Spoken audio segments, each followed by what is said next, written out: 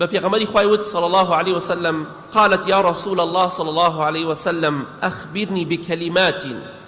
ولا تكثر علي خوای گەورە دەوێت لێمان خۆش بێ بمان خاتە بەهەشتەوە بەڵام ئێمە ڕائەکەین دەمانەوێت خوا غەزەبمان لێ بگرێ چونکە عیبادەتی خوا ناکەین هەندێکمان بە ئاشکرا دیارە دوای مانگی ڕەمەزان خوا حافیزتاوە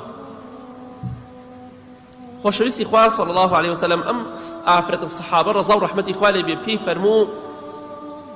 ئەی پێغەمبەری خوا صلی الله عليه وسلم چەند وشەیەکم پێ فێرکە چەند زیکرێکم پێ بڵێ بەڵام زۆرم پێ مەڵێ چونکە پێم لەبەر ناکرێ واتە شتێکی مختصر و کورتم پێ بڵێ بۆی بەردەوام بیخوێنم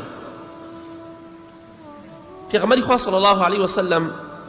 فرمووی قال قولي الله أكبر الله أكبر 10 مرات يقول الله عز وجل هذا لي أم ذكري إن شاء الله أو النبي سول أمره إن شاء الله باجي بجيكات أجا بي خوش أخوالي خوش بيت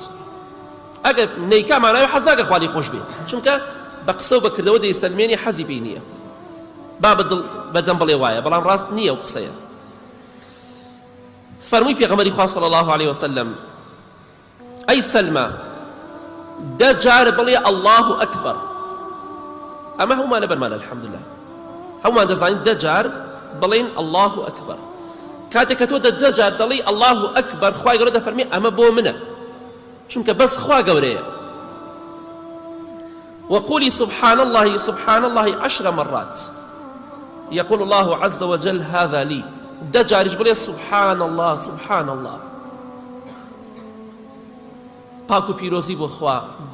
دوور لە هەموو شەریک و هاوڵێک بۆ خوای گەورە خوای گەورە نە شەریکی هەیە نە هاوڕێ هەیە نە هاوڵی هەیە نە دایکی هەیە نە باوکی هەیە نە کوڕی هەیە نە کچی هەیە هیچ کەسێکی نییە خوای گەورە سبحان الله پاکو گەورەی بۆ خوا پیرۆزی بۆ خوای گەورە دا جاریش بڵێ سبحان الله پاکو پیرۆزی بۆ خوای گەورە خوای گەورە دەفەرمی ئەمەش هەر بۆ منە وقولي اللهم اغفر لي اللهم اغفر لي 10 مرات دا جاريش بلي خويا ليم خوش با خويا ليم خوش با يقول الله عز وجل قد فعلت هر كاتكش كتو وادوت خويا قرده فمي او منيش كردم او ليت خوش بوم وما يغفر الذنوب الا الله غيري خويا كيه لخلقي خوش به دا جار بلي الله اكبر دا جار بلي سبحان الله دا جاريش بلي اللهم اغفر لي خويا ليم خوش با خويا قرده فمي او منيش كردم ليت خوش بوم پێمان خۆشە دەیبا ڕۆژانە دووبارەکەینەوە ڕۆژانە دەیەها جار ئەم زیکرانە بخوێنین بۆی ئینشاءڵڵا خوای گەورە لێمان خۆش بێ خوای گەورەش وعدی داوە هەر کەسێ دەجار بڵێ الله ئەکبەر دە سوبحان الله بکە و دە جاریش بڵێ خوای لێم خۆش بە خوا لێ خۆشە بێت پێمان خۆشە ئەمە پەیوەندی بە ڕەمەزانەوە نیە ئەمە بۆ هەموو کاتێکە شەو و ڕۆژ هەر کاتێک پێت کرا بیخوێنە لەسەر جێگایە لە دانیشتنە لە مەجلیسە لە ڕێگاوبانە لە هەر شوێنێکایە بۆی ئینشاءڵڵا دەست خۆمانی نەدەین ئەمە ئەم زیکرە هۆکارێکە بۆ لێ خۆشبوونی خوای گەورە بۆ ئێمەی تاوانبار